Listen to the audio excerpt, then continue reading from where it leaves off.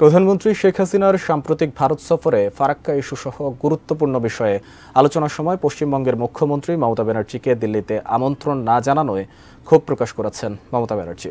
পশ্চিমবঙ্গের মুখ্যমন্ত্রী মমতা ব্যানার্জির একটি সূত্রের উদ্ধৃতি দিয়ে ভারতীয় সংবাদ মাধ্যম এনডিটিভি জানায়, পশ্চিমবঙ্গের উপর প্রভাব ফেলে এমন অনেক জটিল সমস্যার ব্যাপারে সিদ্ধান্ত জানানোর আগে সে বিষয়ে পশ্চিমবঙ্গ সরকারের সম্মতির তোয়াক্কা করেন কেন্দ্র সরকার।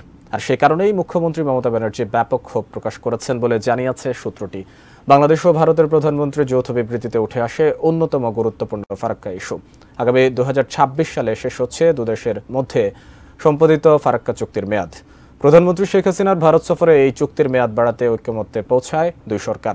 এই ফারাক্কা চুক্তি পশ্চিমবঙ্গকে ব্যাপকভাবে প্রভাবিত করে, কিন্তু পশ্চিমবঙ্গকে পাশ কাটিয়ে গুরুত্বপূর্ণ এই ইস্যুতে আলোচনার জন্য মমতা ব্যানার্জি ক্ষুব্ধ হয়েছেন বলে জানিয়েছে সূত্রটি।